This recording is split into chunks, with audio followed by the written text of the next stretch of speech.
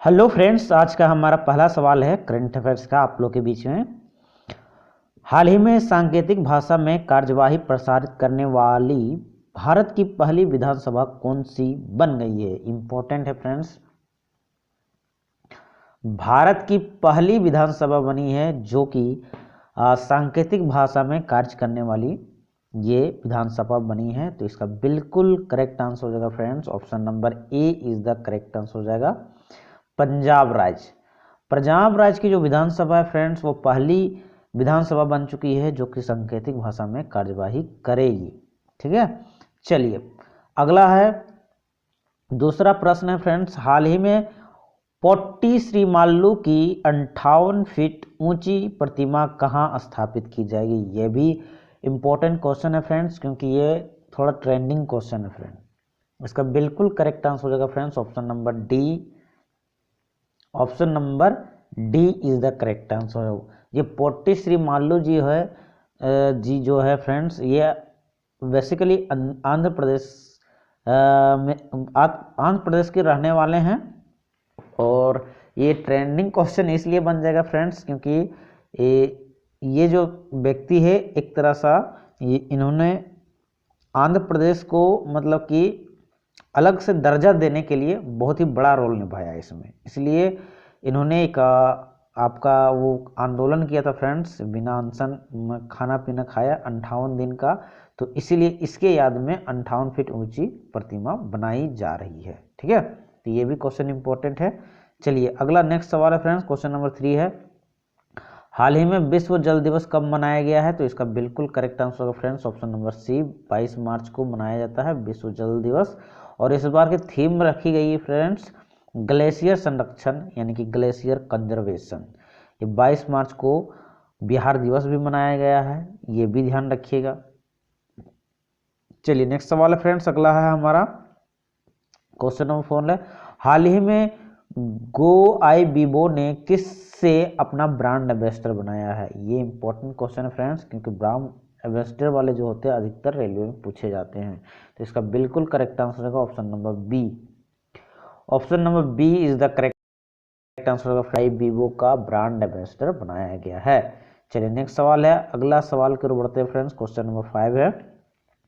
हाल ही में चीन ने किसके सहयोग से 12,900 किलोमीटर का अंतर महाद्वीपीय ultra secure quantum satellite link स्थापित किया? तो इसका बिल्कुल सही जवाब होगा friends, option number A is the correct answer हो जाएगा। ऑप्शन ए सही जवाब होगा फ्रेंड्स आपका दक्षिण अफ्रीका। इसका सही जवाब होगा दक्षिण अफ्रीका। दक्षिण अफ्रीका के सहयोग से चीन ने 12,000 किलोमीटर का अंतर महाद्वीपीय अल्ट्रा सिक्योर क्वांटम सैटेलाइट को स्थापित करेगा। चलिए नेक्स्ट क्वेश्चन है फ्रेंड्स, अगला हमारा सवाल है क्वेश्चन नंबर 6 है। हाल ही में इसरो द्वारा विकसित विक्रम 3201 और कल्पना 3201 का संबंध किससे है? तो इसका बिल्कुल सही जवाब होगा friends, option number B is the correct answer हो जाएगा। ठीक है, ऑप्शन बी सही जवाब होगा, माइक्रो प्रोसेसर। देखिए फ्रेंड्स, इसरो के द्वारा जो है एक माइक्रो प्रोसेसर बनाया गया है जिसका नामकरण जो रखा गया है विक्रम, जो कि हमारे इसरो के संस्थापक थे उनके नाम पर, और कल्पना चावला के नाम पर ये रखा गया है।